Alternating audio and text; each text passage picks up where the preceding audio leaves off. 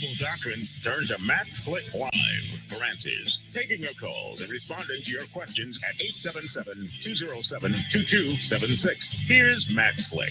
Everybody, welcome to the show. It's me, Matt Slick, and listen to Matt Slick Live. It's the 2nd of February, 2023. So if you want to give me a call, all you have to do is dial 877-207-2276.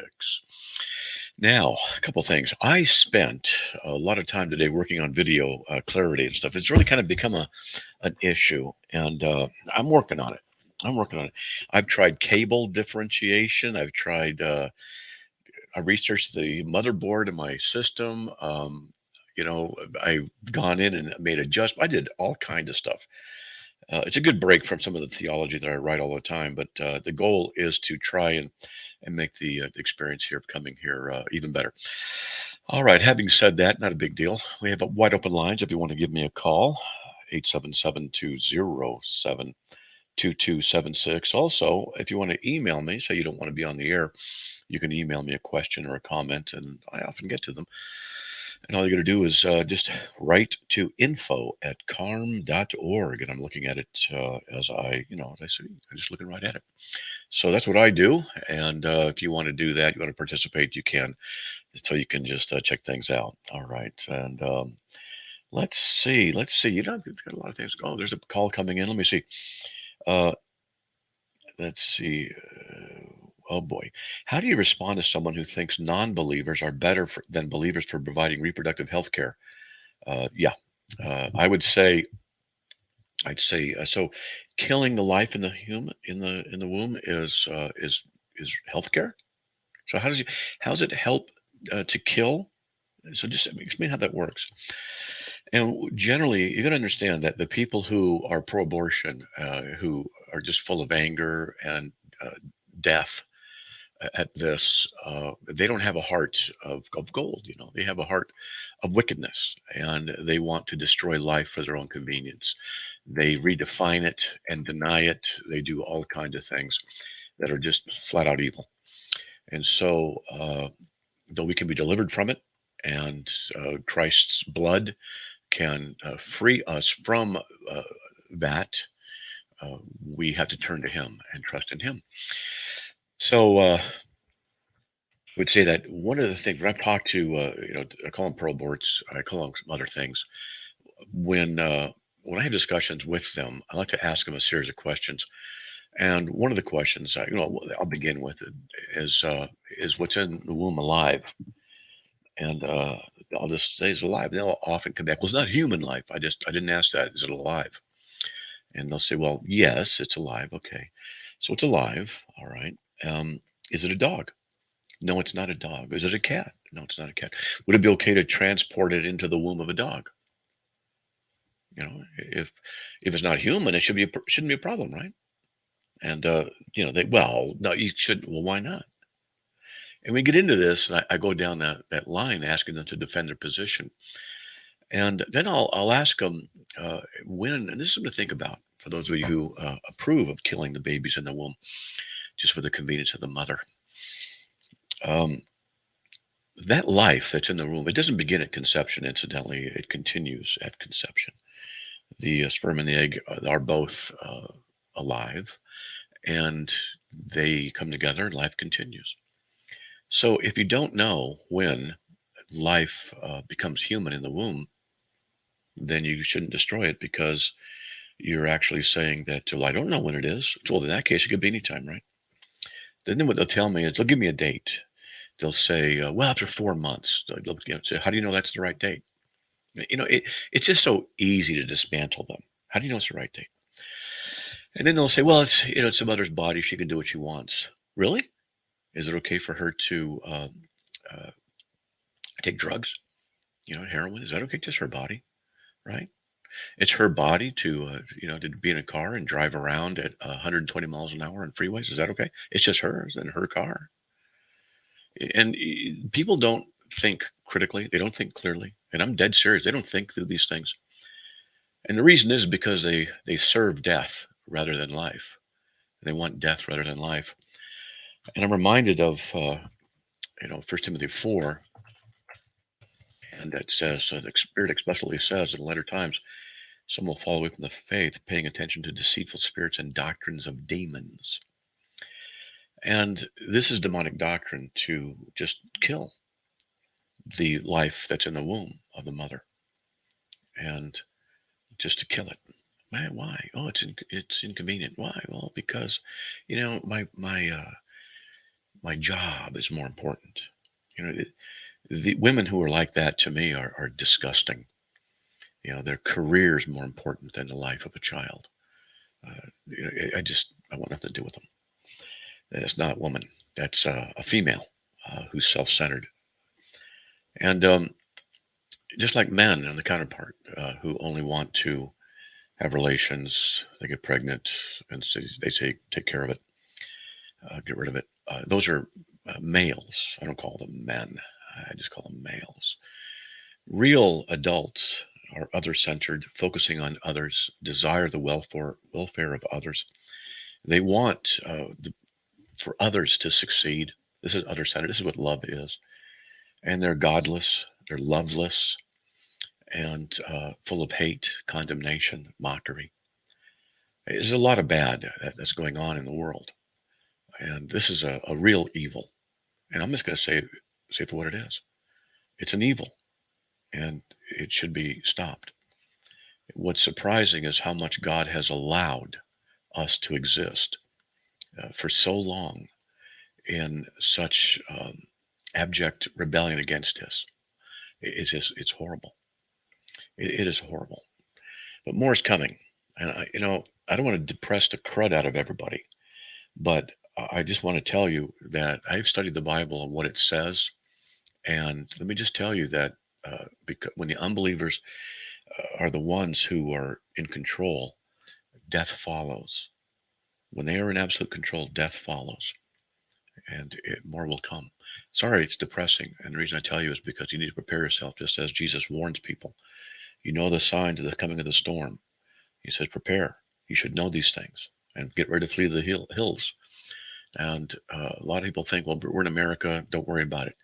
What's happening is the water and the temperature is being turned up little by little, and Christians are becoming accustomed to it more and more. But more and more people need to pronounce judgment upon these evils and the ones who do them, and we need to pray for them. But this is what needs to happen. There's a lot more I could say about it, but that's truth. Let's get to John from Texas. John, welcome. You're on the air.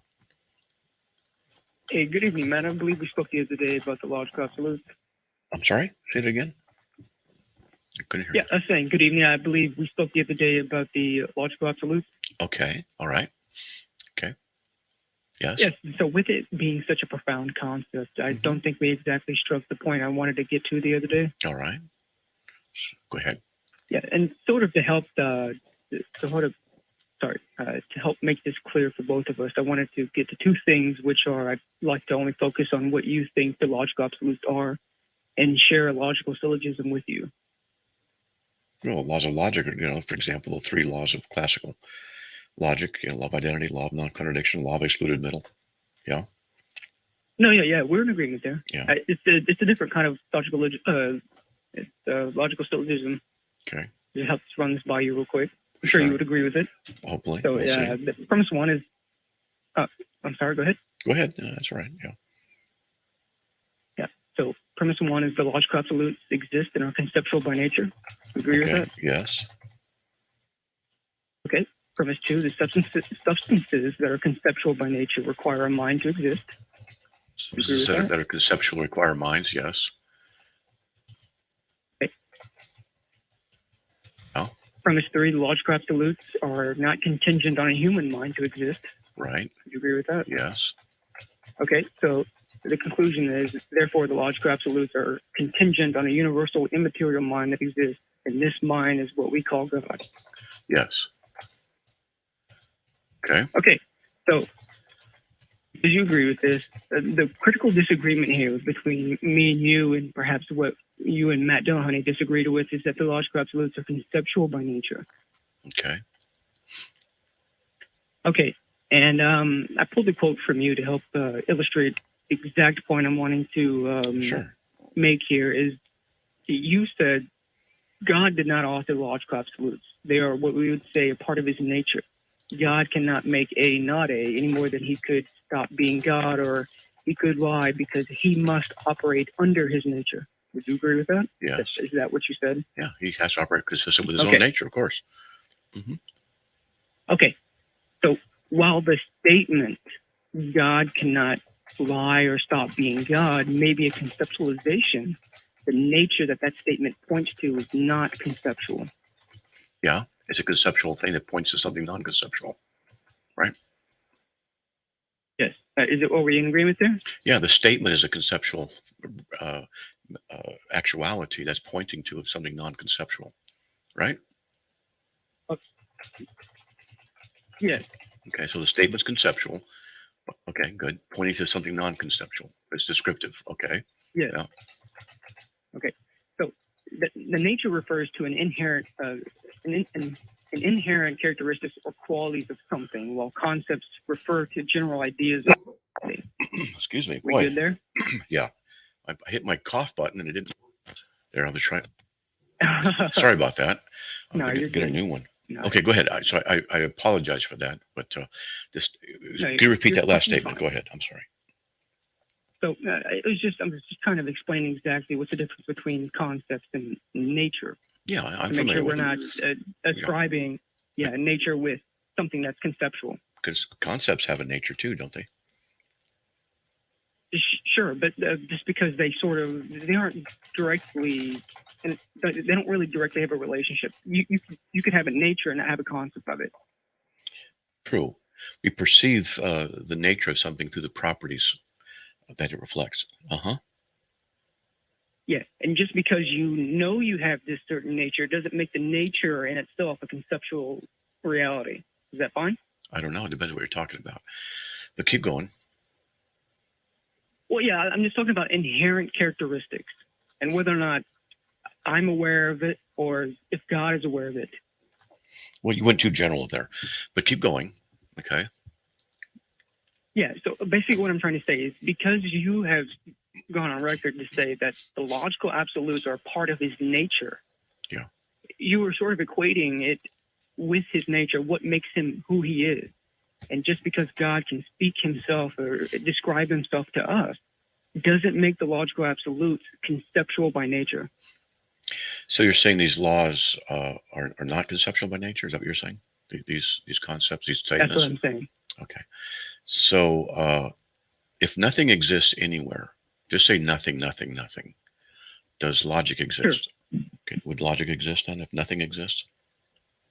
The logical models that we would build off the logical absolutes, such as propositional logic, first order logic, those would not exist. Those require a mind because that's just what we've built off of them. Okay, you got to listen. If nothing exists, nothing, does the laws of logic exist? There's one required answer. The answer is yes. Yeah, they still exist. No, you don't get. You didn't hear me. If in nothing exists, then the laws don't exist because it's included in the scope of nothing.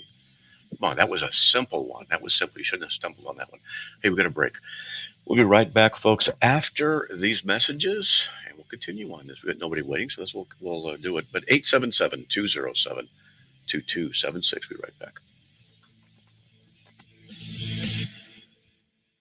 It's time for today's STEM tip. Okay, you know recycling is important. No one wants plastic in the ocean. Here's a cool way to repurpose a plastic bottle. Build an awesome terrarium.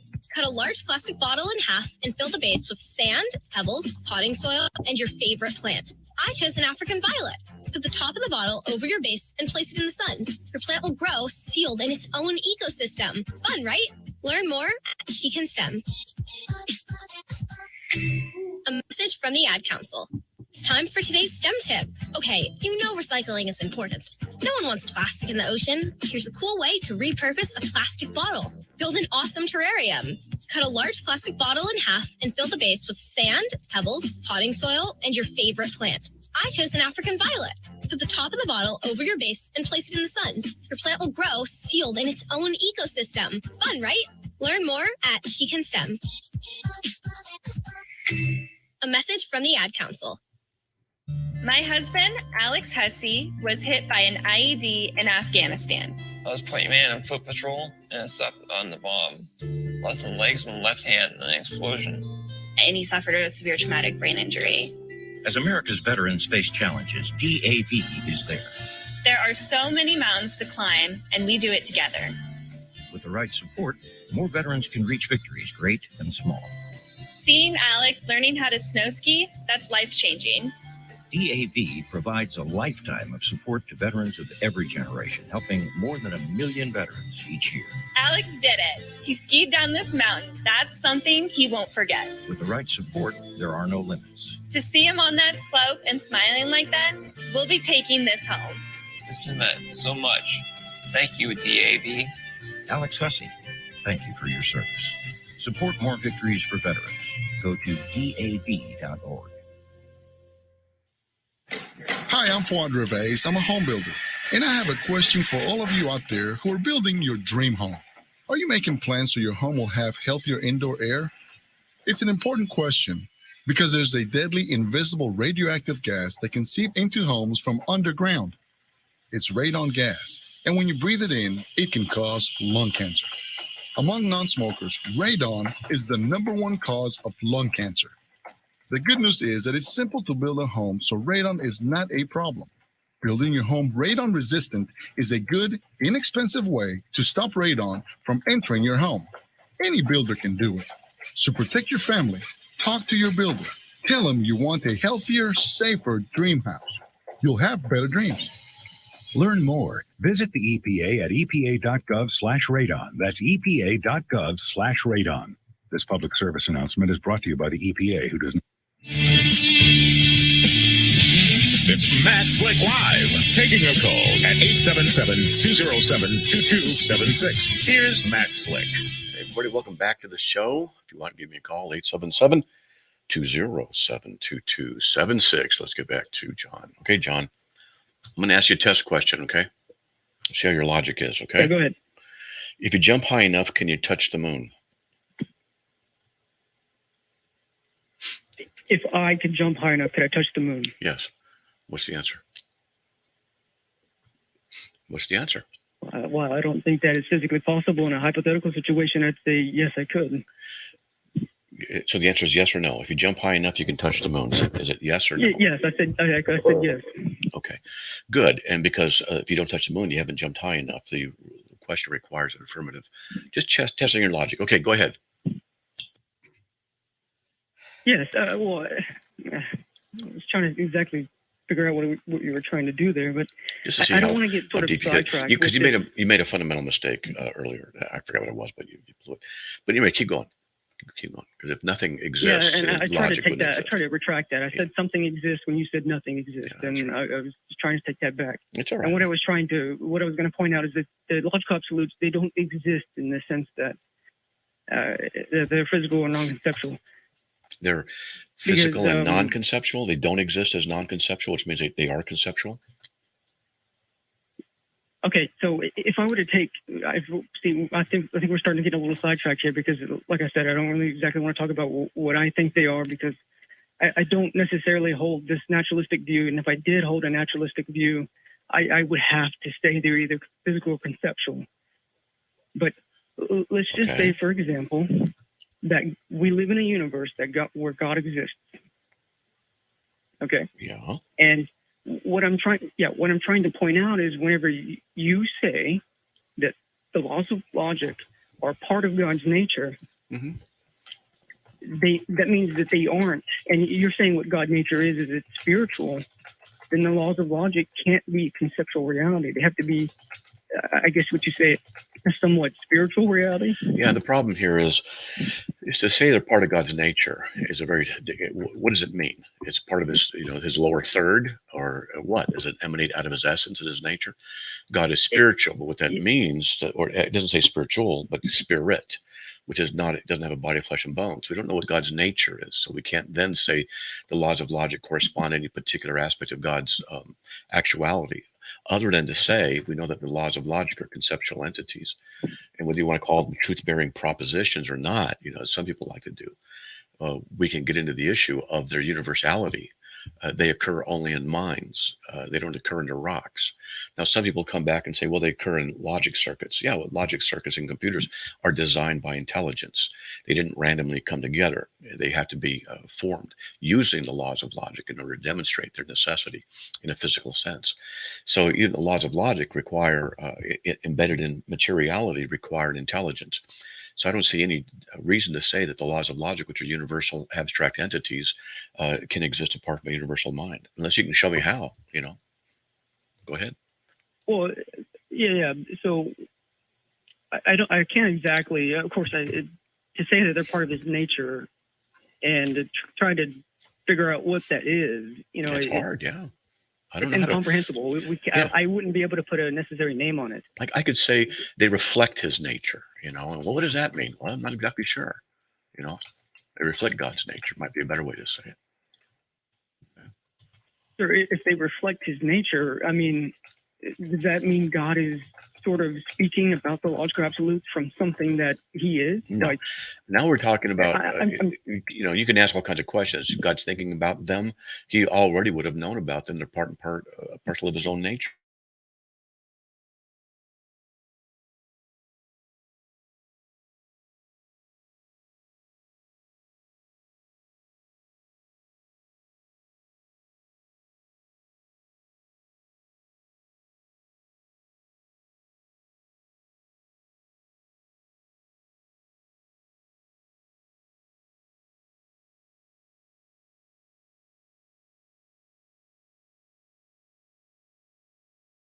I'm just talking out loud. Don't even know what's going on.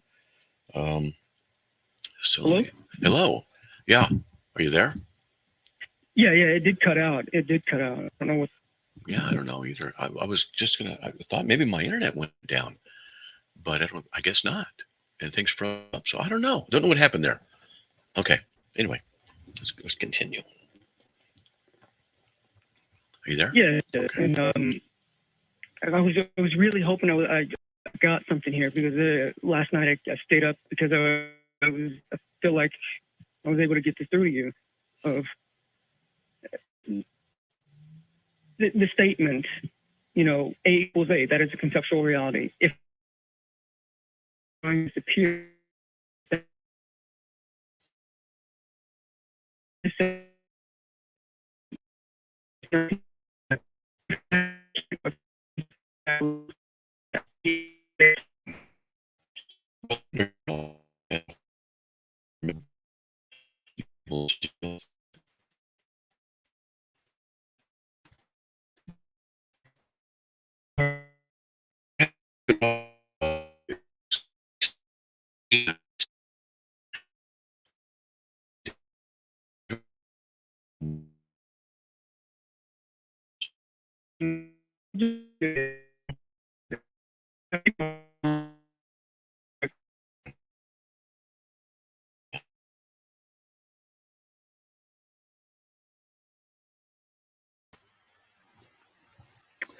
Well, as happens sometimes, we get a glitch in the electronic communications. Matt, fortunately, has a computer that's very quick in rebooting, a lot quicker than mine. So that garbled, hi, Emily or Ellie. Yeah, so hopefully Matt will jump right back in here. I think the caller might have his agenda getting in his way when he can't understand that nothing actually means nothing. If nothing exists, then do the laws of logic exist? No, nothing means nothing. So his agenda may be cramping his just his straightforward thinking. So that often happens when someone has a worldview that's inconsistent with the Christian worldview, because we can make sense of things according to God's word, and making sense of things is giving the Christian a satisfied feeling to find out that there's answers to these deep questions, and there's answers from God's word. He's given them to us. Now, I don't know how much time I can kill before Matt gets back in here, but I'm sure if you keep calling the number, at least you're getting through to the station. And when he does jump back on, you can call and he'll answer your questions over the air. Or if you want to email a question to him during the live show, you can email it to him at info, that's INFO, at CARM.org, CARM.org. And if the live callers dry up, he likes to jump into the email and answer questions from there. And of course, he likes to answer questions even from the live chat when he's got a chance to see it. But I can tell you he doesn't have much of a chance to see the live chat as it flows, because doing what he does from his end to maintain the pace of a radio broadcast live is more multitasking than I'm capable of doing. I know that. But to add on top of it, reading a chat flow from several actually different streams that come in, he's not able to keep up with them like I try to keep up with them and send you links to topical articles that when the callers mention a topic, if I can shoot a link into an article that will allow you to take time later to dive into that topic further with your Bible open, that's one of the most satisfying things I do during the live broadcast, and I enjoy doing that. You can even roll back and go to an archived show and stop it at the point. Oh, there he is. Okay. We're right there, guys. Hey, oh, Dad, come on in. I thought you were the radon test guys. The who test guys? Didn't you see the paper Sunday? The Surgeon General issued another warning. Oh, like the cigarette warning? Exactly. Only now they're saying radon causes lung cancer. For non-smokers like us, radon is the #1 cause of lung cancer. You're kidding me, right? I have a smoke-free home and my family can still get cancer from radon? Yep. That's why the Surgeon General says every home should be tested for radon. But I don't smell any radon in my house. No, nobody can smell radon. It's odorless, colorless, and tasteless. It just comes up from underground and seeps into your house. Oh, great. No, hey, it's no big deal. Even if they find high levels of radon, it can easily be fixed. My brother just had his house fixed. Now that's the radon test guys. So how did you find them? First, you go to the EPA website. Learn more. Visit the EPA at epa.gov/radon. That's epa.gov/radon. Mommy, I'll get it. Oh, I'll be right there. Me too. The mission of Paralyzed Veterans of America is clear: accessibility. Veterans who have served and sacrificed the best of themselves deserve access to the best our country has to offer. Access to meaningful employment. Access to the veterans' benefits they've earned. Accessible homes and vehicles. And access to every part of their communities. With PVA staff working inside VA hospitals, no other veterans organization has provided more real-time, ongoing support for paralyzed veterans and their families.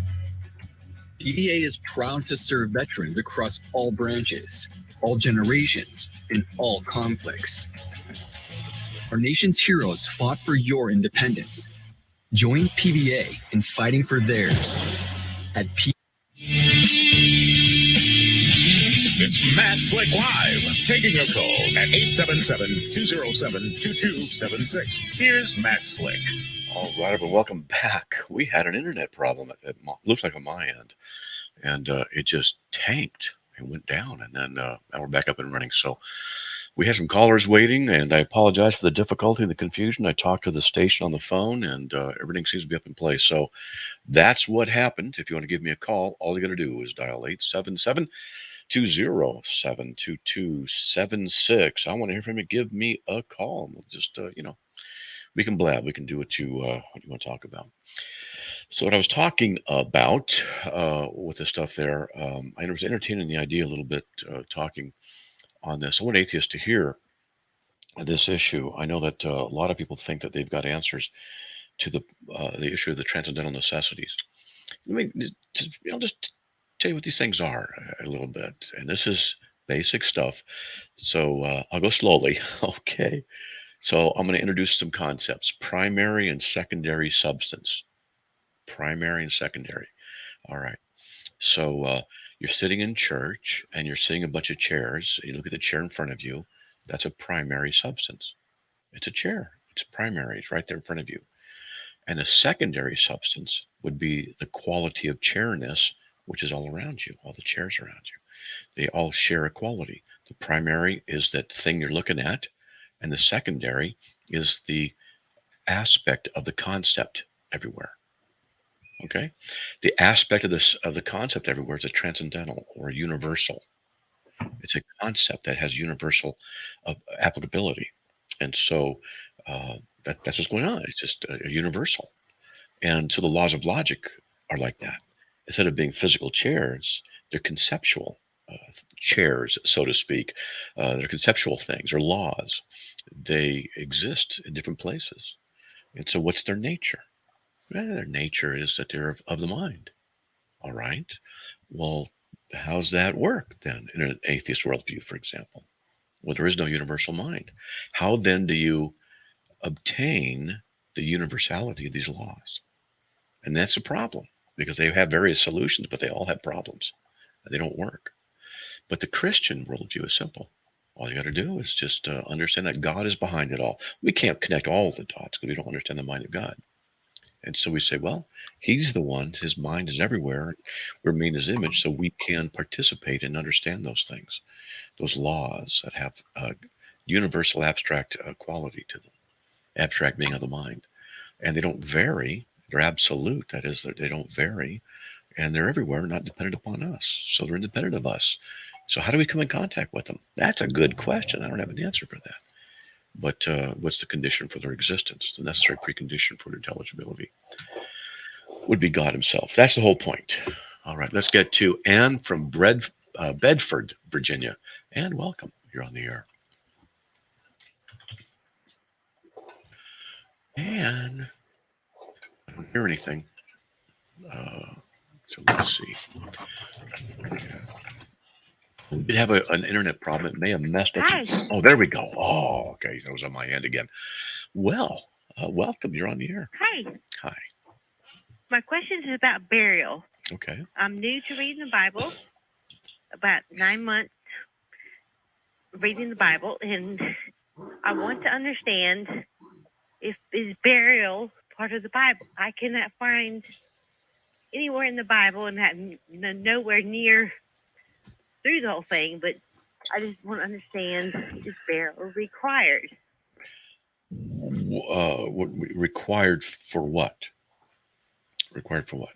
Is it part of God's requirement to what for us to be buried? In other words, is cremation against God's? No, cremation's okay. Let's see, freezing, I guess. being buried. Yeah, so they're all acceptable. Normally, it was just that they were buried. People were buried in the ground because that's what you do with a body. I used to study different cultures back in high school. I really remember this one class. It was interesting. One culture buried people in the ground up to their waist. Believe it or not, another culture buried people by putting them in trees, strapping them into trees. So. Yeah, oh yeah. I don't want to tell you the details about that one, but they put them in trees. Yeah, there's some other details about that. And so burial is just different stuff. People, what happens to people who the ship sinks and they die and they go to the bottom of the ocean and their bodies are there. They're buried at sea, so to speak. That's okay, But people one of die. the things I thought about, but I just wanted to make sure that there wasn't anything that it'll be forever before I get this whole Bible. I just want to make sure I wasn't. Baptism. You wasn't. I grew up in a major denomination. Mm-hmm. I grew up under parents who loved God, who loved their kids, who loved their community. Okay. And I didn't continue in that church in adulthood. but I would not now, ever. Can I ask what But denomination I or need to understand. just curious? I was baptized as a kid Okay. and confirmed as a teenager. Yeah. Do I need to be baptized again? Now, that's a tough one because you're talking about the Roman Catholic Church, most probably. So the Roman Catholic Church is not Christian. Okay. It's a false church, and it teaches a false gospel and idolatry and things like that. And so does the Eastern Orthodox. So here we go. Now I'm going to say this once through. We can talk about it. I could make the case that the baptism, even in the Roman Catholic Church, is valid. And the reason I could make that case is theologically I can connect the dots. So the name of the baptism formula, it's Father, Son, Holy Spirit. The Roman Catholics affirm the true God and the true Christ. They do. And they affirm the true baptismal formula in the name of the Father, Son, Holy Spirit. Their problem is they add a false gospel and they promote idolatry in Mary. So the question, aside from those other two things, is that baptism valid? Now, I'm not going to say it is. I'm not going to say it's not, because I can make a case either way. Right. And so what I would say is this. I would say that if you don't believe in that baptism and you're not sure and you want to do what's right, you want to make sure you're baptized, I just say go get baptized. Just go do it. Because God's not going to get mad at you for trying to do what's right. You're not sure if whatever church baptism is an infant was valid.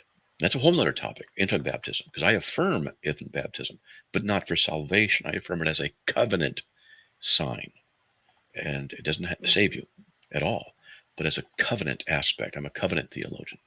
And if you disagree, that's okay. I got lots of friends who don't agree with me, and that's fine. It's a debatable issue.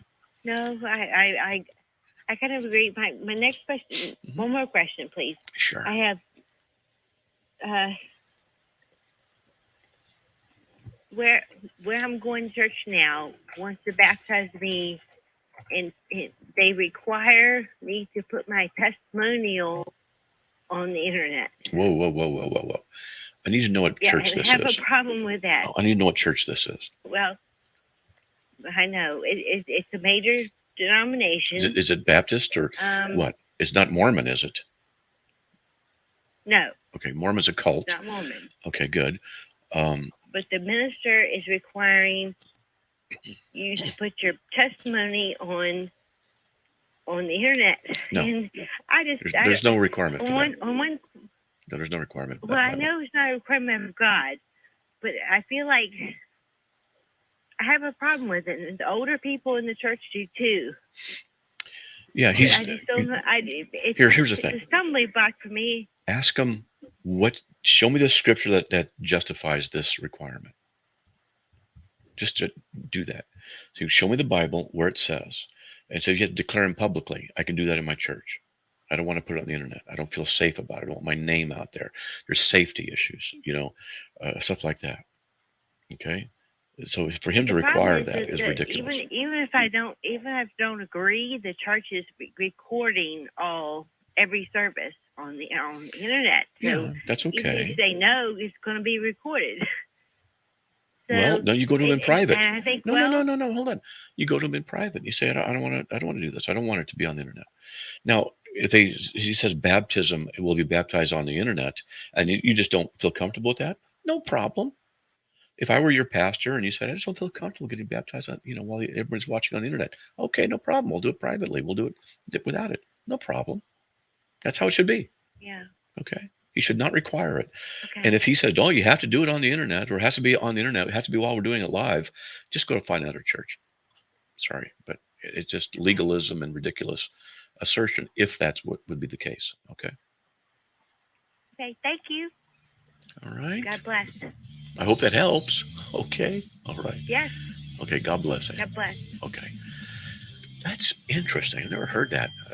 Maybe she's not representing the pastor properly, and who knows, but it should not be required to have a testimony on the internet or do it on the internet. Hey, we'll be right back after these messages. Wide open lines. Give me a call. 877-207-2276. Be right back. It started off as a normal day. I felt fine when I arrived at the plant. Ruth Junius's life was about to change. Then I dropped my keys. They kept slipping out of my hand. My arm felt numb. A coworker asked me if I was okay, and I couldn't speak. I started to get scared. Ruth was having a stroke. People around her weren't sure what to do. They thought I should go home or lie down, but I knew something was very wrong. I wrote 911 on a piece of paper with my other hand, and someone called for me. Because everyone acted quickly, doctors at the hospital were able to give Ruth treatment that started to reverse the symptoms. Within a few minutes, I was talking again. I didn't know a thing about stroke before I had one. Now I make sure that my friends and family know all the signs of stroke so they'll get help fast if they need it. No stroke. Know the signs. Act in time.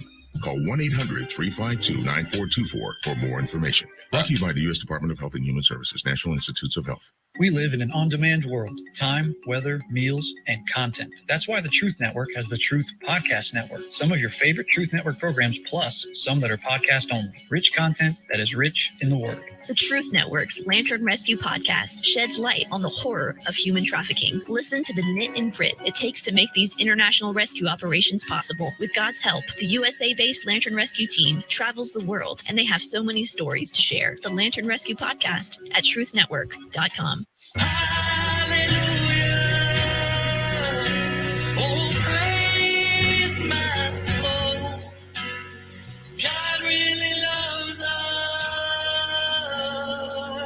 Yes, God really loves us. But for a lot of people, our attachment to the past outweighs our commitment to the future. We have to stop looking back and start looking forward. The Truth Network encourages you to forget the past, face it, and move on with the love of Jesus Christ. Who would have thought in America, if you love life, you get a bunch of hate? Just ask this Super Bowl winning NFL coach.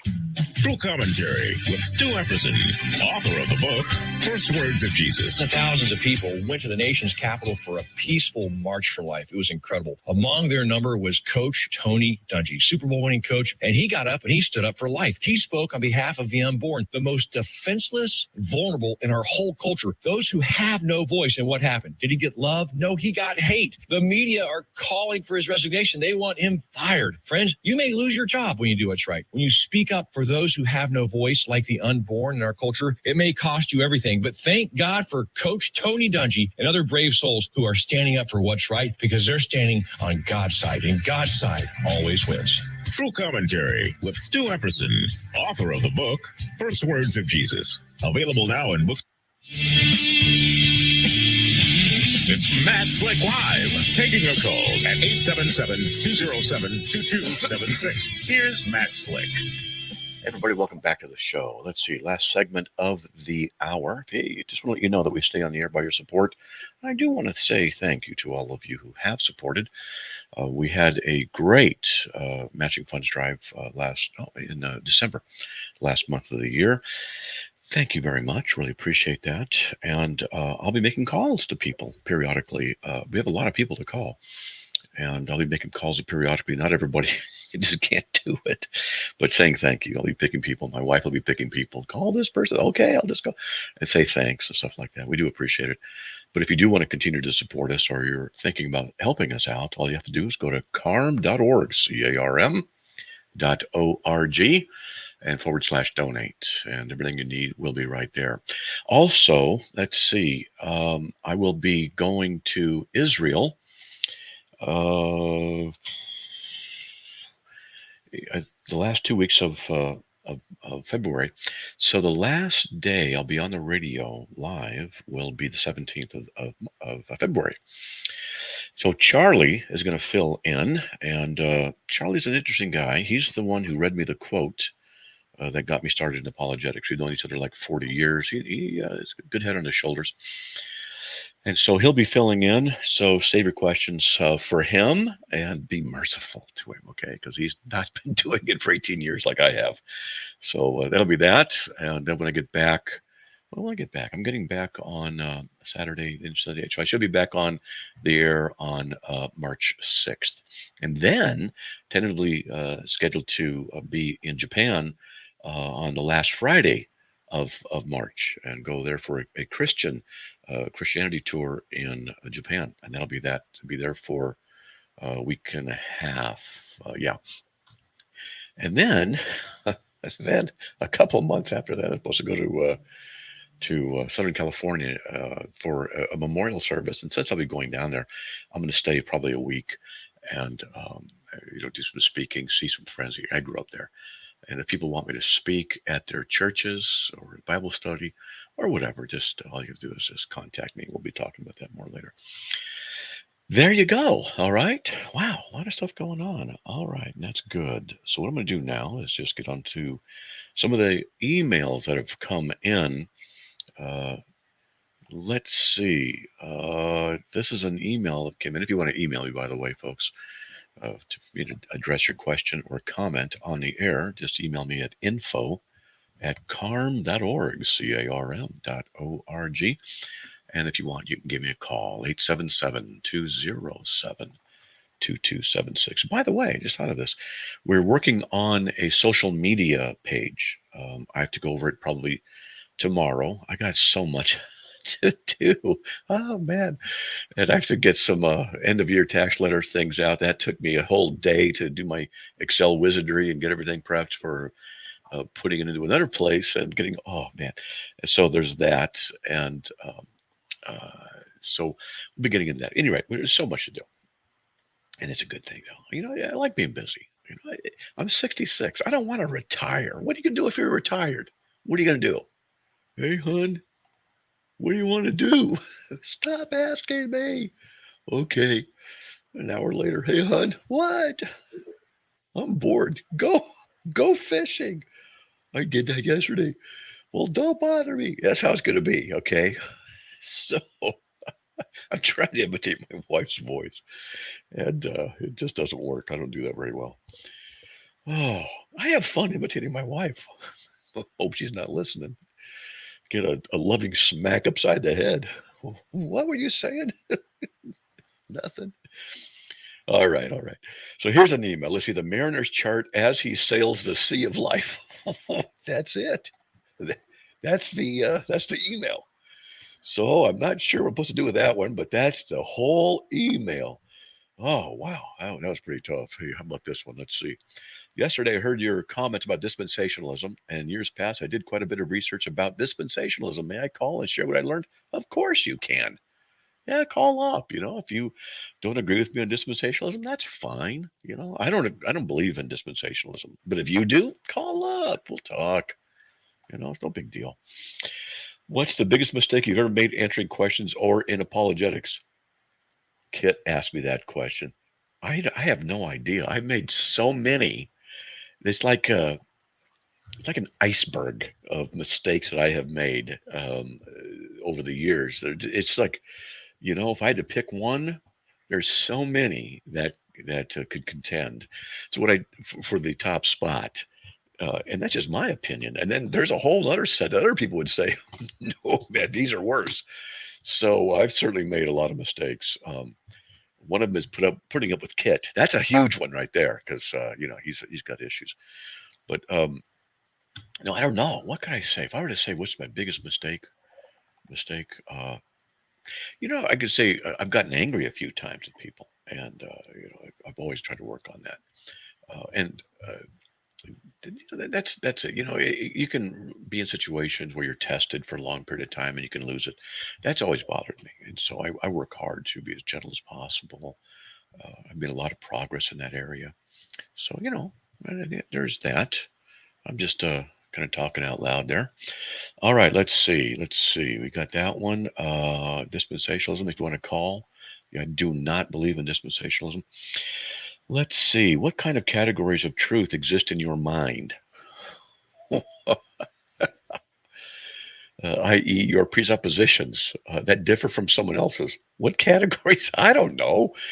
See, Robin asked that. I would have to know what categories that they have in their minds. And are you talking about one person's mind or everybody's minds? I don't understand. And what would be a category of truth? Because is truth multifaceted? There are types of truth. I guess you could say categories. You know, there's truth. We could say that which is reflective of the mind of God. We could say it's true that if you, add 2 + 2 equals 4. It's true that if you jump off that cliff, you're going to die. There are different types of truth. So I'm not sure we get into. I'm doing a study on differences between people on the topic of truth, not things we believe, think about normally, or rationally conclude via fluid thought. But rather, I'm interested in what fills our presuppositions that act like a truth identifier. Well, see, now that's the thing you got to talk about right there. What presuppositions do you have that are truth identifiers? Now, that's the thing, because you have to understand that someone who would have a presupposition in order to identify truth is assuming the truth of their own presuppositions. So this is the catch about things like that. I have certain presuppositions and I use them to determine truth. Okay, well, then how do you know your presuppositions are truthful? That's a question. And it's a good question to ask everybody. You could ask it of me. How do I know my presuppositions about God are true? Well, I can't prove to you that they are, that God's existence is. Well, actually, I think I can, but that's another topic. And so, we get into these issues. This is why presuppositionalism is very important. And what I'll do with people when we discuss these things is, hey, you have different presuppositions. And if you assume a certain position and then your position, your presuppositional worldview, your base, your set of presuppositions and assumptions, if what it is can account for more facts and explanations of things, then you're on the right track. If it poses problems and then it can't account for things, then you should abandon that presupposition or that worldview, stuff like that. So interested in what fills our presuppositions. That's worldview, such categories, which act like a lens we look through to see and understand the world or things in it. That's correct. As an example, categories like real, literal, material, historical come to mind. That's true. Now you're being more specific. Very good. These may describe your presuppositions made up of truth categories, but I'd like to hear from you. Well, I'm not sure. See, when someone asks me a question like that, I'm going to ask them questions. What do you mean by truth? And it's not me just challenging them. It's, well, what do you mean by truth? I'll write this down. And on what basis do you assume that's true? Because you have to have something you're working on in order to ask these questions, because you're assuming the truth of the ability of me to understand questions as well as people to be able to make sense in questioning. And that's fair. We can't validate every single thing everywhere. We would just go back infinitely and verifying this and infinite regression of verifications. We can't do that. So, there are different categories of truth. Yes, I would agree. Like this, but this person says real. Well, what's real truth? Does it mean that which corresponds to actuality? Because that's a correspondence theory of truth. But then we have the problem of what is reality? And we get into the issue of the one and the many, universals and particulars. Then we have literal truth. I don't know what this meant by literal truth. You mean in writing down, literally something written? What's a material truth? Is that the same thing as real truth? As the person is saying materiality? Historical truth. Now that's a different category, historical truths. Now that one I would agree. Yeah, there are truths that are related to history. Did Alexander the Great exist? You believe he did. Is it true? What's the evidence for it? Then we get what's called JTB, justified true belief, and a tripartite methodology for determining truth values. This is a secularized view of things. This really gets deep as people get into these discussions and try and talk about them. And that's why you have to have more questions about them. Let's see. Well, there's a receipt for a movie I watched last night, The Foreigner. That was a good movie with Jackie Chan. It was a good movie. It's a serious role, and I watched it. I enjoyed it. Oh yeah, I gotta talk to that guy. Oh yeah, let's see, put this up here for a link. Okay, now I'm kind of rambling. I like that. I've been ministering to a Muslim on your Islam forum board. That's right. That's right. Another thing I got to do is we need help. People who can moderate on those forums and get them more under control. And I'm gonna start praying about that. Maybe some of you can pray about that too. Some people who would know how to work in the forums. Now the thing is, it can be quite tough. We have a woman, Dara, and she's great, and she oversees them and has moderators, but she needs more moderators to kind of go in and work with stuff. So I got to go in and do that. I say I'm busy, and you know something? I really am. I am so busy.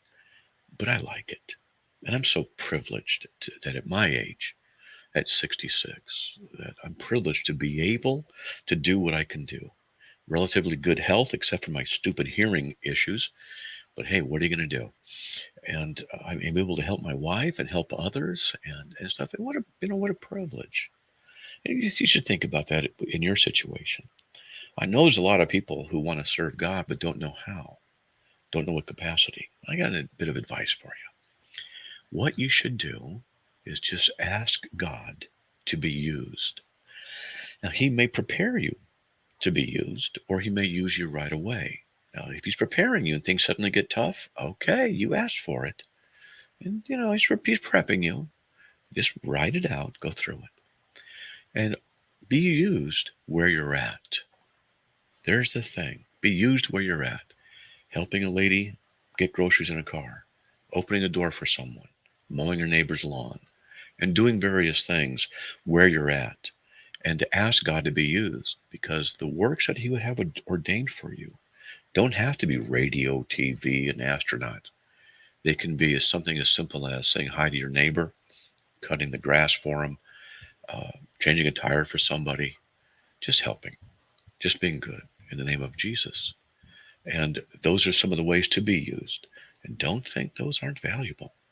Because I'll tell you, don't have time for stories right now, but I got stories where the weirdest things meant a great deal to people that you wouldn't think did, but God knows. That's why He used you. That kind of stuff happens.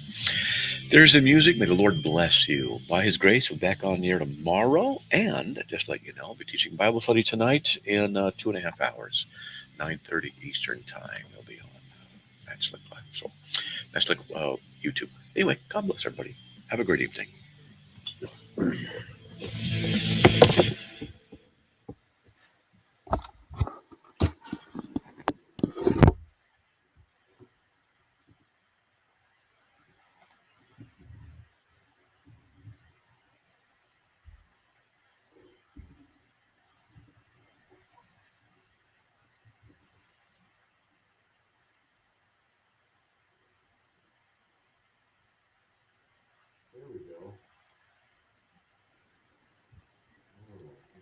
I guess I should have worded it differently.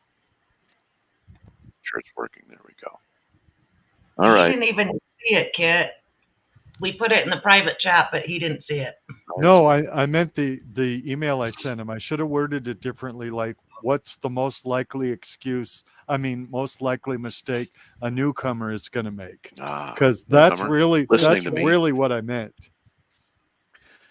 Okay, listening to a guy on the radio named Slick, that would be huge. I didn't mean confess your sins, or anything like that. Okay. Yeah, Ernie, it does mean Charlie will be on the air on live radio. Now, I hope that doesn't end up being your biggest mistake, because I'm ill-equipped with my technical knowledge to know how to make it work right from here. I mean, Luke did a good job, but he's much more tech-minded than I am. All it is, you know how to work the stack, and all you do is get the stack running. You just call in. You'll be on line 1, and then you just put yourself on. You double-click the word air, double-click air, and it puts you on permanently. A caller comes in, and you just click on air on next to them, and then they're on with you. Oh, so I just turn my volume down on the computer and stuff, and I'm connected with the caller. Right, and you'll just have to call the station early and just do a sound check, make sure you're on early, and then when you're done with the caller, you just hit drop. That's all. Yeah. The next caller. Sounds and you want to doable. have stuff. You just want to have stuff that you can fall back on, because it happens. Sounds doable. I'll take an extra blood pressure pill that day. I can send Charlie some hate mail for Friday if he needs it. To read. Hate mail's fun. I read those as compliments, so don't bother. Yeah. One of the things you could do is talk about the early days of you and I at the swap meet ministry and things like that. You can have a list of on paper, things to talk about, topics that you know that you want to talk about, and things like that. I'd like people to get to know how we started out, and with some of our efforts which were completely unrefined, our efforts were nevertheless blessed by the Lord. That's for sure. And others ought to dip their toe in the apologetic pool, and you'll find out the water's fine. Yeah. And I thought that's where Matt was going to go when I sent that email. I thought he was going to say, well, in the early days, I did this, or, you know, I thought the Book of Mormon was put out by the Jehovah's Witnesses or something really fun like that, you know, some big, huge error. But no. Oh, while he's away, I will have some tales to tell. You list my many errors. Thanks, Charlie. Appreciate After it. 40 years of exposure, I will. Okay. Yeah, Matt will come back and say, ladies and gentlemen, Charlie Spine has been removed from CARM ministry. At least put on furlough. I think the damage. I think both of the suggestions that Matt gave were just excellent. He said Charlie or Chad, and both of these guys I know and love, and so it would be a hard decision. Yeah. Yeah. Well, you know, you had a question, Matt, during the show about cremation. And, you know, a lot of the martyrs were cremated, but Yep. God's going to have no problem putting their bodies back together. That's right. When they get their resurrection bodies. You know, whether they go to ashes in 100 minutes in a crematorium or 100 years in a box, God's going to have no problem putting my ashes back together in the resurrection. So I think it's a matter of conscience. If Christians feel in good conscience that that's what they'd like to do and save their family some money, hey, go for it. But if you feel strongly the other way, then go the other way. That's right.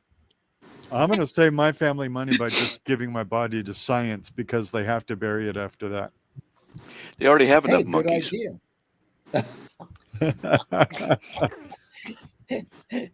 Yeah, they might look at me and say, there is a missing link. We found it. Just jump right in. Hey, Noel. Hey, I just had a quick question about the difference between dedicating your child to the Lord and infant baptism. I just kind of wanted to get the idea. Infant baptism is generally a covenantal aspect with a covenant sign. Dedication is basically the same thing without a covenant sign. So you can dedicate, and they don't want to baptize.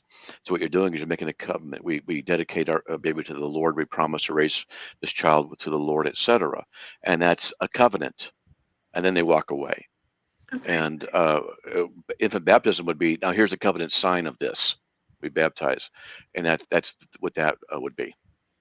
Okay, so dedication, if say the child was going to die, would you rather baptize or dedicate? Well, that's up to the parents. And me, when our child died, after being born, I baptized him. So I did. And the way I did that was with water out of a cup. And I just took my fingers and put them in the water. And then I said, I baptized him in the Father, Son, and the Holy Spirit. I don't believe that saved him, but as a covenant son of a covenant believer, from my theological perspective, that was the right thing for me to do. Now, if someone doesn't agree with that, that's between them and God, and I have no complaints about that. So it would be on the onus, of the parent at that point. Okay. Thank you for answering that. Anyway, I guess I'll go now. Thank you. Well, let me ask you. Don't go yet. So, when's your baby going to be born? I'm being induced on February 22nd. Okay, and your hubby's going to be there, right? Yes. And he's not a Christian, is that right? He believes he is. Okay. Well, here's a thought. You could ask him to baptize the child. Okay. And you could just say, would you, ask him if he'd be willing to do that, because he's the federal head, whether he's walking with the Lord or not walking with the Lord. Mm-hmm. And two things. One is, I think a very important aspect is it would cause him to face this issue spiritually, and that could be a good thing.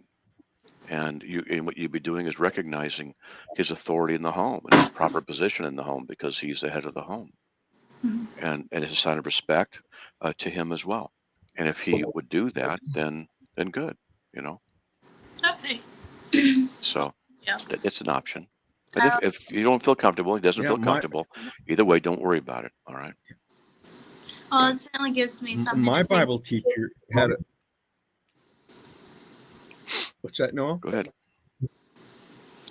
Anyway. My Bible teacher did baby dedications, and the way he did it, and it was that he would do it in front of the worship, and he would ask everybody in the fellowship to a covenant with the parents as well, that they would, as that child grew up, teach him, admonish him to go in the ways of the Lord. You know what? Your Christian fellowship can covenant with you, and we could covenant with you right now that the Lord put his hand on that baby even before, and that we will pray for him in that covenant with you. And so, it's just something that I think is a special thing to do. It's God honoring, and it's honoring to life for Christians to get together, no matter what the stage the child is in, to ask the Lord together corporately to bless you and to bless the child. Yeah. Okay. Good. That's a dedication too. Yeah. Let's get to Renzo, because he's in Japan. Alrighty. Hey, brother, how's it going? It's going, man. It's going. Rough day. Yeah, I know. Yesterday was rough too, and so, but we'll get through there. I know, but anyways, was Stacy able to join the show this morning? I wasn't. I was working well. No, he's supposed to call tomorrow or Friday. Friday. Oh, okay. Tomorrow, Saturday. Friday. Your Saturday show. Okay. Very good. No, I don't have a Saturday show. But, well, it's Saturday for us. Oh, okay. Remember, we're in the future. Yeah. He'll call in for a little bit, and we'll talk about the Japan trip and information. Oh, man. I'm getting exhausted, worn out. So I got overloaded on sound last night, and it happened again today. So I'm getting exhausted. Yeah, I have to take a couple days off. I get like that too, because I'm teaching music for hours every single day, and then after about a month or so of doing it just straight, I have to just do a full detox and just no sound, put the earplugs in, and just go off on a walk. Well, I was on. We had to take care of some business with a monetary gateway internet-based system, so I had to go online. I was on the phone with somebody else, and I was on hold, and they were playing this music that was high-pitched and shrill, over and over and over, repetitious, and let's just say I lost it after about 10 minutes. Oh no!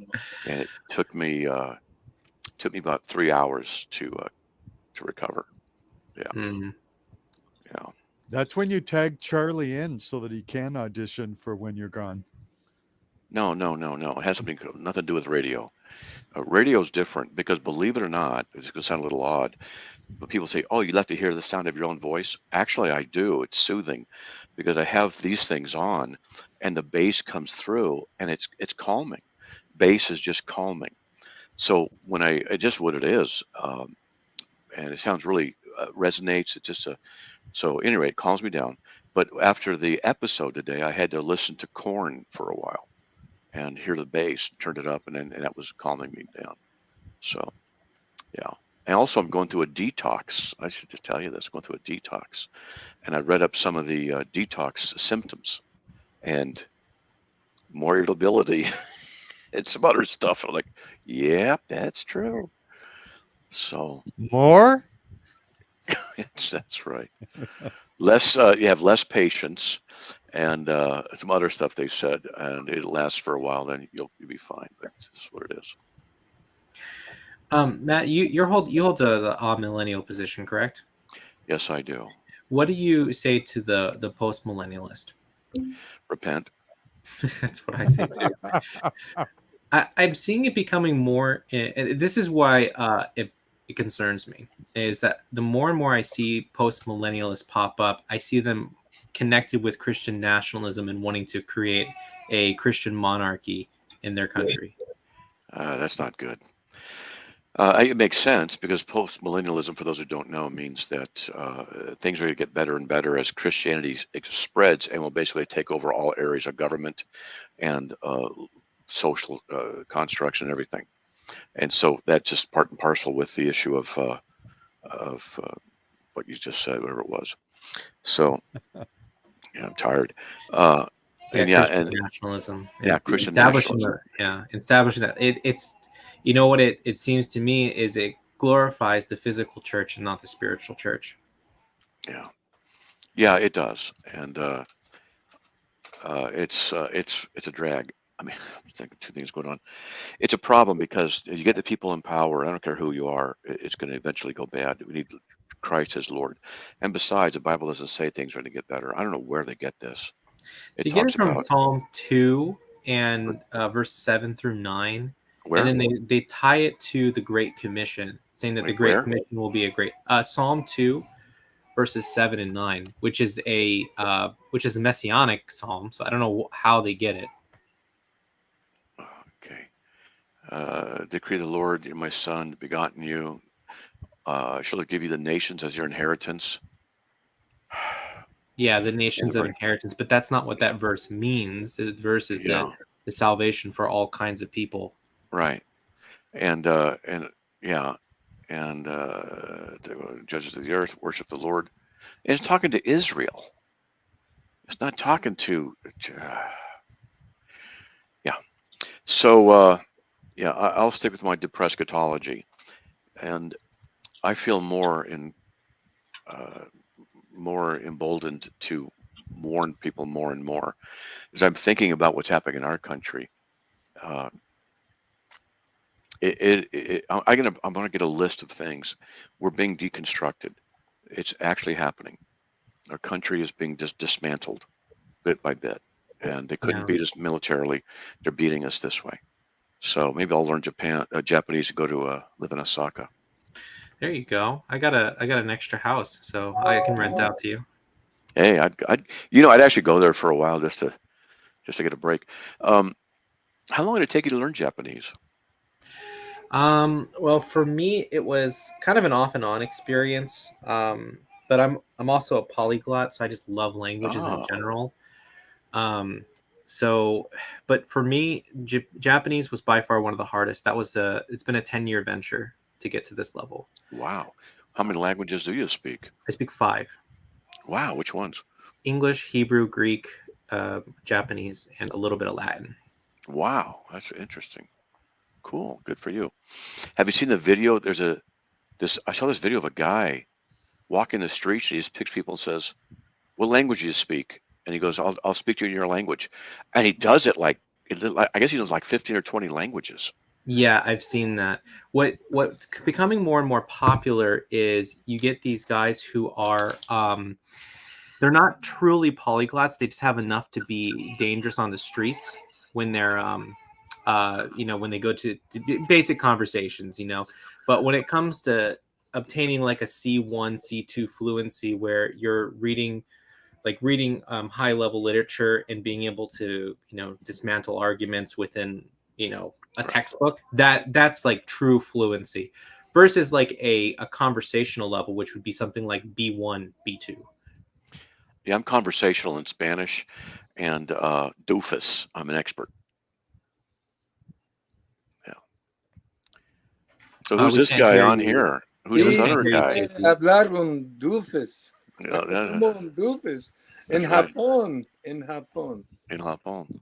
Yeah. That's right. How you doing, buddy? Good to see you. So I was just bouncing around from Rumble to YouTube to Odyssey to StreamYard. I mean, it's just a cacophony of social media apps here. You're trying to concatenate here, I see. Yeah, we're trying to do stuff. I've been spending a lot of Oh, look, someone donated $25. So, hey, you did. I just saw that. Thanks. And then Mr. Kit did $5. I just saw that too. And Kit, you got to step it up, bro. yeah.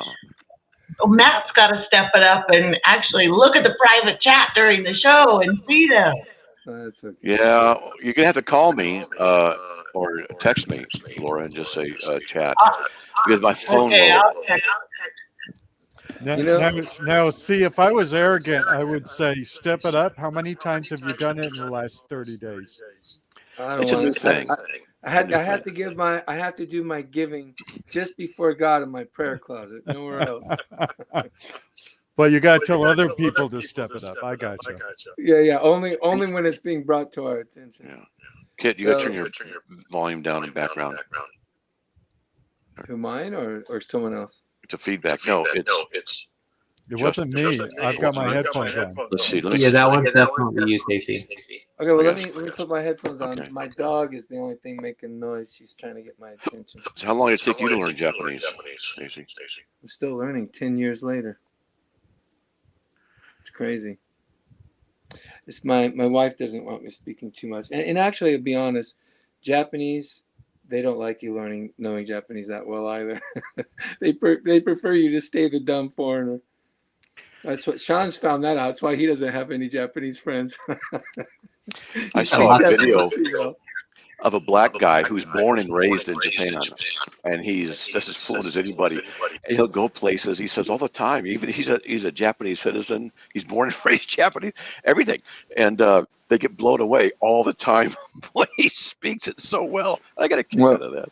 When I first came to Japan, I think I was 18 or 19, and I had picked up a little bit, and I came back, and people in my church wanted to give me a report of my trip. I said I was only there for a week. They're like, come on, give us a report.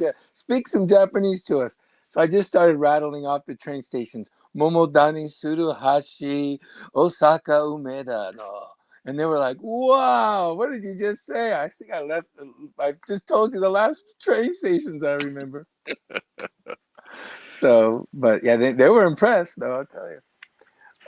But it was funny because, it's a big thing. I called the Japanese language the Great Wall of Japan. It's what they use to have kept out foreigners for hundreds of years. They've made it intentionally difficult by design. Really? For foreigners, yep. Keep us out. My daughter speaks it. I don't know how fluent she is, but I can't tell. But she talks with people in Japanese. She's just studied it here. There's a Japanese national that she's been studying with for years. So, whatever. But she's got that mind, I would just want to know two phrases. Point me to the hospital, and where's the bathroom? Yeah, that's that. You know what? If you can learn where's the bathroom, you can substitute that word bathroom with so many other things. You're well on your way to fluency. Toide is toilet, and then you just say wadoko desu ka, and just substitute toide with wadoko desu ka. You can get around Japan. I'm going to have my phone doing a lot of translations. Just say it and it comes back. Or text it out and I'll show it to them. I should show you my Japanese grammar dictionaries. I have 3 of them because they actually come in a 3-volume set because that's how much grammar is involved in Japanese. It's 2,000 pages. Wow. How many words in the Japanese vocabulary? Words in Japanese vocabulary is actually less than English. But what they have in exchange is grammar structures. A what grammar structure? Just grammar structures in general. So like how like every language has like some kind of special way of formulating a sentence in order to create a syntax, a special syntax. Yeah, Japan has just thousands of those, and that's the barrier part of it that makes it so difficult. So like Navajo. Yeah, and like when you read the language, there's sentences that I can read like all the way through. I know every single word, and I could have no idea what it means because it's using a special syntax or a grammar structure that I'd have to go look up. Like, what does it mean when you add this word and this word together and put them with these particles? Then it goes, oh, that means this.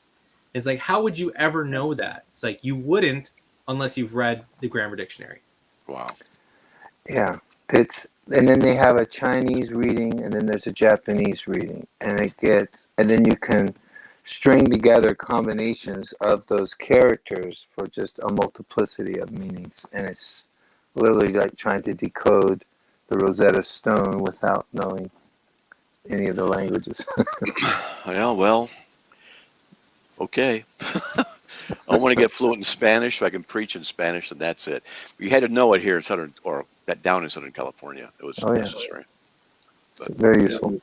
Yeah. So we wanted to ask you too, for tomorrow's call-in. We plan to call at the beginning of the show tomorrow for your radio hour. What would be the best way to call in? By you calling the toll-free number or something else? You could call the toll-free number, and that'll work. It'll get you right in. Okay. And so that's what I would do. Like 5 minutes before, I'll remember to tell them you guys are calling. I'm so tired. Fading. Man, I am tired. Whew. Just 5 minutes before, and both of you guys are going to call in on one line. No, well, we're a good distance apart, probably 45 minutes apart.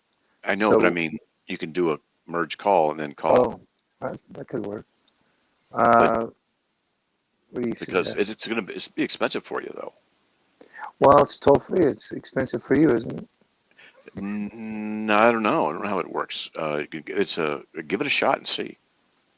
So yeah, I would just call using a Skype number probably, or something like that, and then maybe the WhatsApp or something. We can dial the toll free. So I'll talk to Sean about that. We'll figure it out. But but maybe Sean, I've asked Sean and to ask you if you'd like to hear him play like something on the shakuhachi, like a Sacred Head Now Wounded or something like that, and then On the radio, no. Wouldn't work. No, we'll do talking over the radio. It probably would overload me for one thing, but I'm having a lot more problems lately with sound. You didn't hear what happened today. You were on, but I was listening, but I didn't. Yeah. It's I'm not doing well. I'm detoxing from sugar, and I read the side effects, and I'm going through them, and it's happening. So they said irritability and some other stuff. I'm getting fatigued. The liver, they say the liver is now flushing the system with crap, just getting rid of stuff. And so I'm trying to do the same. That's funny that you say that. I'm trying to do the same. I know how to do it. I've learned. And headaches. Yeah. I'm trying to still get a little bit of sugar in my coffee, but I'm trying to just stop it together and all together. And it's been difficult because that's probably my biggest vice in life is like cheesecake and ice cream and stuff like that, chocolate. The only thing I'm having now is just a coffee creamer. It has a little bit of sugar in it, and that's it. And that's it. And so that's what it is. So anyway, it's just what it is. Well, so yeah, yesterday I guess we lost you. We had a guy with a heavy accent who calls in a left lot. on purpose. I thought so. I just thought, poor Matt. But you didn't say anything bad, so glory to God for that. You didn't like blow a real gasket. No, I just left. I'm out. Yeah. And I went and watched TV for about 4 hours. So it is a problem, and it's becoming more prevalent. The doctor said it would, where I won't be able to process sound as well. And I'm really concerned about that because I don't want to cause my disability to affect others. And he was fine. He laughed it off, and we all laughed it off, and just it was fine. He just says, "I don't know what to do about my accent." My brain just doesn't process that, his accent and that, and it's just, I'm done. It just overloaded. So it'll take me a couple of weeks, they say, to come out of it, the detox thing. Well, and you were doing really well. I thought, well, how's Matt even catching this? Because I'm not even understanding him sometimes. And I'm trying. You were doing pretty well. I thought, oh wow, Matt's running with this. But then he gets beat up in these Calvinistic rooms in India. So there's this. He says they're all Pentecostal, and he's talking about moving back to India, and he can't find any Calvinist or Reformed churches in India. I know. and it's driving them crazy. They're beating them up pretty bad in those rooms too. And I know. I know. The thing is, I need to get in those rooms, or they need to come in and we talk, and I can answer the questions. But I can't deal with the guy's accent. I just can't do it. He talks so much. He talks in a monotone and all this, and I have to strain constantly to hear him. And I'm just anyway. Let's move on past that. Yeah. Because, So we'll get past that, and then but when we're in Japan, don't worry. We'll it's a different type of accent, but it's I think you'll be fine. What we've got, you'll have good translators here. Most likely in this case, in our area where we'll be, nobody's going to try to speak English with you except for very simple things. But yeah, we'll have translators, and I'll translate things for you as well too. You gotta remember, that guy was on for a long period of time, straining. But when I go to a different country and hear, it's no big deal. They're talking. It doesn't bother me. But I may have earplugs in if it gets too loud. That's all. And whatever. So in person, the way you digest sound is different, correct? Oh yeah. Well, you see, here's the thing. Like sounds coming out of here, out of a phone, is tinny. I'm going to tell you guys what I'll tell you. Want to know what it's like? I can tell you how to find out. What you do is you get ear buds to go to your phone, download a tone maker, 9,500 megahertz. It's pretty close to what I have.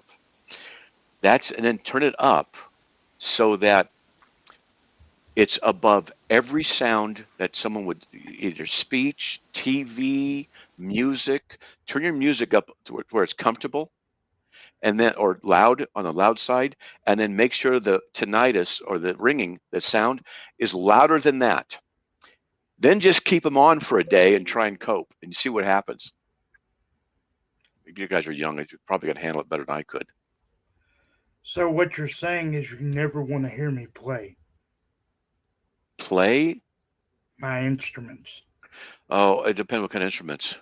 Brass. No, I don't want to hear any brass. Yeah. I don't want to hear any brass. You have that high of a pitch ringing? Yeah. It's low brass though. Yeah. Yeah, I can't handle this for 5 seconds, okay? And that might just because I'm a musician and I'm super sensitive to noise. Yeah. But I'd kill someone. Okay. So roughly, I figure it's about 80 decibels at that frequency in both ears all the time, and never, ever, ever, ever goes away, ever. How do you sleep? Well, you don't. As we already talked about. I do. I sleep. I ignore it. What has to happen is the brain produces the sound, and then the brain has to ignore the sound. And then in a conversation. So if you and I are just talking, we can have a conversation. Someone else gets in and starts interrupting, and my brain switches, and then I got to go back, but it's already producing and ignoring sound. So it's already working hard. And so if another person comes in, I can't do it. And it actually, I just call it getting overloaded. And it's just a phenomena. And I talked to this doctor about it when I was like, are you kidding me? And he was telling me stories. He says there are actually stories of men getting physically violent where there's too much sound. They're trying to cope, and they will start taking swings at people. They will break things. They'll throw things. They'll cuss. They lose control. And he says it's common, not like, every day, but I mean, it's commonly heard of that it happens. And as soon as the sound stops, then he can function. And the brain actually overloads. And he told me some more stuff. He says the brain overloads and it becomes a fight or flight situation. The brain just does it. And he said they did some CAT scans on the brains of the brain of people like this, and they have normal people without hearing problems like that, and they'll just put a sound in there, and they can just see how the brain works, the area of auditory. Then they take people with problems like me, and they put them in the machine, and they look at their brain, and it's twice as much sound area, and then they add an additional sound, and it just cascades up. And so it's an actual CAT scan. Thanks. It's an actual physiological problem, and it's a real thing. And so it's a real problem for me, and it's starting to piss me off because it's getting in the way more and more. And And Eddie Romaine here, Romaine, I mostly like him. He's okay, as far as Yeah. guys go. But if he were to say, and I can say this, he's not going to be offended, I know. But if I were to say, hey, you want to hear me play a horn instrument? I go, no, because I won't be able to, I can't Yeah. handle it. And my wife, she'll come downstairs or I'll be upstairs, whatever. She'll have music playing on. She likes Mexican, the salsa music, and that's great. Mariachi. No. That's evil. But some good Latin stuff for dancing and beats and doing stuff. And she'll listen to it, and it's just this little bitty speaker. So all I hear are these high shrill things, and I have to leave the room. I can't take it. So like right now, I'm hearing it, right? And this is why I have the urge now to listen to Korn. Have you ever played the same pitch out in like the same from a speaker at that you hear the decibel at? Yeah. Yeah, it annoys me even. Yeah. It's really interesting. This is a very interesting problem. I mean, you guys probably never ever hear anybody else or encounter somebody else who's got a problem like this, and you wouldn't know unless I tell you. And then you go, now I see why he acted that way there in that situation. Now I see why he couldn't handle that there. I get it now, and that's what happens. But I do know a couple because just being in the musical world, I do know lots of people that have tendonitis, and it's awful. It really is awful, and it completely destroys their career. And then people try to say, well, can't you just use it as like a relative pitch when you're playing? It's like no. It over encompasses everything that you do. You have. I think other people don't understand too is that you don't have a sense of dynamics around you. What is actually loud and what is soft in terms of sounds, unless it's massively different. Right. So right. I know exactly what it is and what the strains are. Yeah. And like a nightclub, I love going to nightclubs because it's one big noise and it actually drowns out my tinnitus for about 5 minutes. Then the volume increases. But it's just a weird, interesting problem. I'm a little embarrassed about talking about it. It's not about me, but lately it's been acting up. And then I'm detoxing on sugar. That's what's going on. And I've noticed it. I've got a headache right now a little bit, and I'm a little irritable, and I feel like listening to Korn. Yeah, that's why you like death metal, right? No, I don't like death metal. No, I like certain kinds. Just like Korn, Rammstein, Nirvana, Smashing Pumpkins. I like those guys. Yeah. So there are Christian metal groups, by the way. Yeah, but I've listened to a lot of them, and they're no good. The only one that I thought was halfway decent was Stryper, but even back in the day. But I've listened to them, and they go really loud and high pitch on guitars. Like, get away, I don't like that. So I like bass stuff. Oh, yeah. You guys heard of the song by Korn, "Coming Undone"? Yes, I am familiar with it. Yeah. There you go. That's a song that's soothing. There's a piece. There's a band called Meshuggah, which means crazy in Hebrew, and but it's actually an American. I think they're an American band, Meshuggah. Okay. And they use lots of really low, repetitive pitches again and again. There you go. So I think you might like them.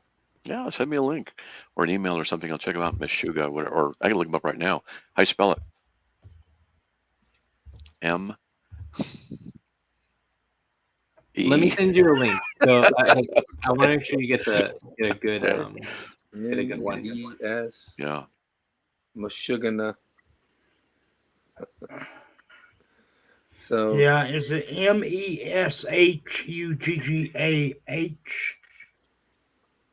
That's them. But there's a specific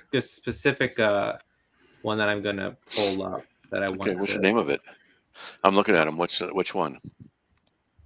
Look, I haven't listened to them in like 10 years. I have to listen myself to figure out which one it is. Give me 1 second. Listen to one. Yeah, it's two.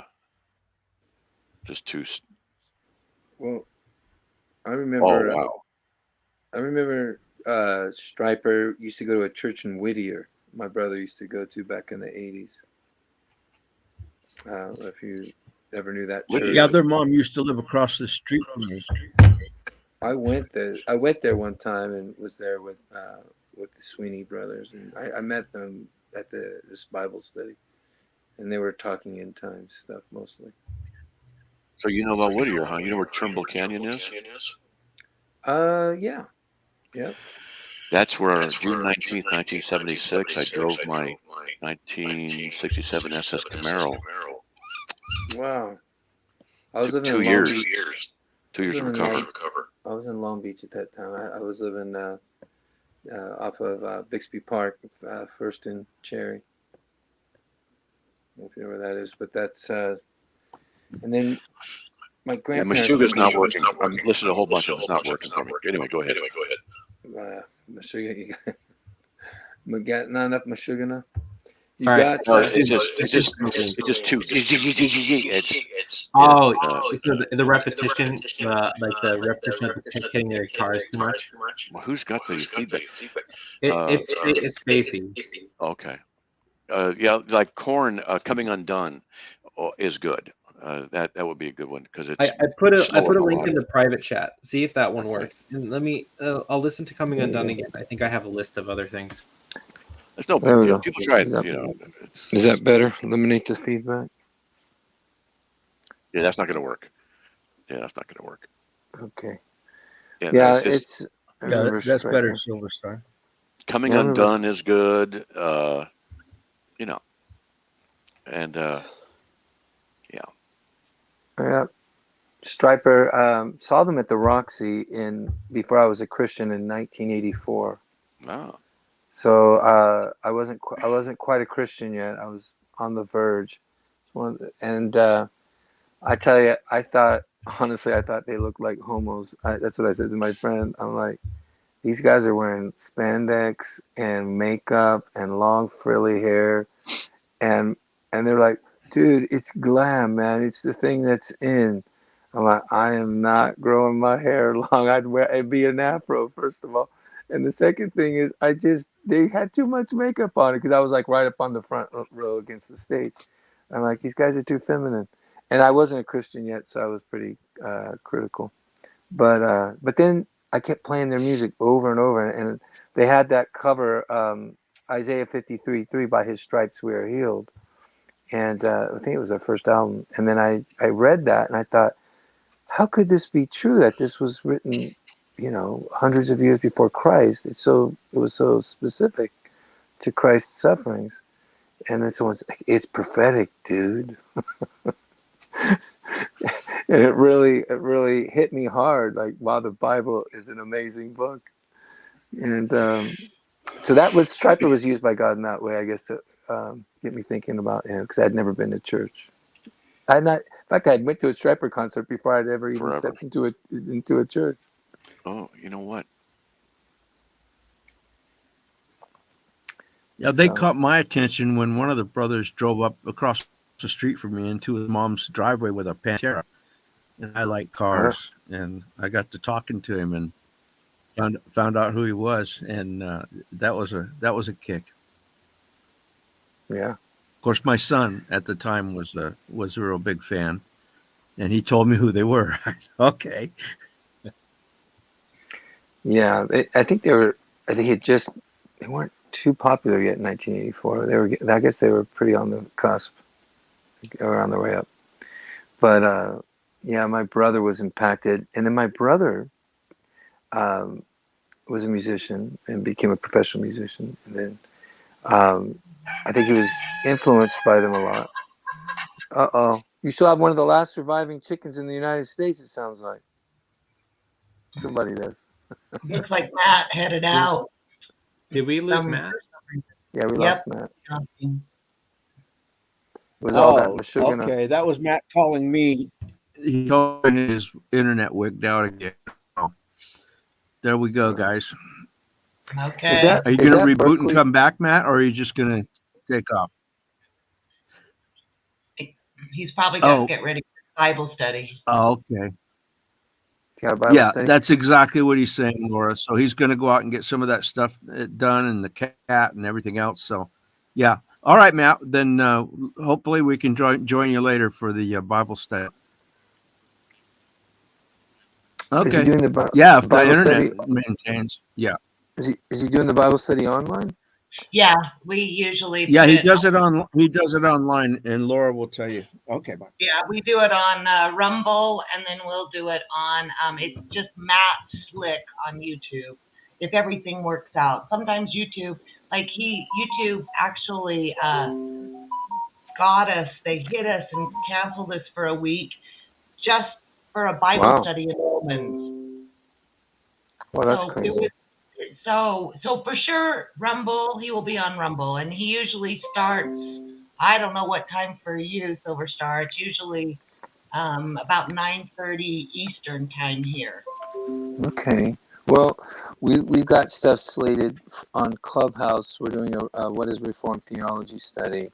We just moved it from 15 minutes ago to 15 minutes from now. That's been slated for about a week. So I have a lot of unbelievers and Catholics coming into this. They're trying to learn what is Reformed theology. So pray for that. So I don't know. We usually get about 50 to 100 to show up. So we'll see. Sometimes it's more. Our numbers have really fallen off on Clubhouse. We were doing 200 to 500 per room. And then now it's everyone across the board. It's because of the algorithms in Clubhouse. When someone blocks someone, it has a ripple effect. And but people routinely block one another because they routinely troll one another on there. And so That's why I had to block Ed over here. I had to block him the first day he showed up. Ed. Yeah, Dr. Ed, how you doing, brother? Doing well. I Showing love off with how I all can them just books. not say anything and just listen, and my name comes up. So. Well, I appreciate when you show up in the room. Oh, wait a minute. You thought I was talking about you. It was a different Ed. There's another Ed. Yeah, we weren't talking about Dr. Ed. We're talking about Mr. Ed, you know. Oh. Different guy. In fact, he's an animal. He's not even... You assumed that you were important enough for me to talk about you, Ed. Yeah, that's right. My mistake. Yep. Yeah. Well, hey, I've got good news for you guys. I've got my passport in. Right on. Well, let's bring it. So bring us up. We got 8 weeks to go before the trip gets about just under 8 weeks, I think. Love to have you, and let's make it happen. It's going to be, Japan recently has become very wheelchair friendly, I would say, like in the last 10, 15 years. So there's elevators everywhere, there's ramps everywhere, so you're good to go. Okay. Would I need to get extra COVID shots? Right now, as I understand it, what you need is no extra booster. You just have to have proof of vaccination. I don't know about any extra boosters. Okay. In fact, the only thing they're requiring is if you don't have a vaccination card is a test. That you have to have a test 72 hours before, and that's it. Okay. And that might change. They might get rid of the testing requirement too, I'm hoping. But right now, they still require a CPR test, and that's Okay. yeah. I got the first two original shots because I was planning to go do overseas ministry. So that was my only reasoning for getting the shots, so the rest of the world wouldn't be closed off to me. I think a lot of Christians here in the U.S. didn't think about that as far as, it really inhibits your ability to do ministry in other places. But it really does. If you don't do it, and if I drop dead, it's part of God's sovereign will. So now you're sounding like my family members who are believers, but I said, he uses our choices and wills too. So I try to say to my son, no more boosters. So that's right. He hasn't gotten any boosters since his job was going to let him go if he didn't Yeah, have to test. I haven't gotten any boosters just because I think it's stupid at this point. That is. But you know, I also hate needles, so I've got that going for me.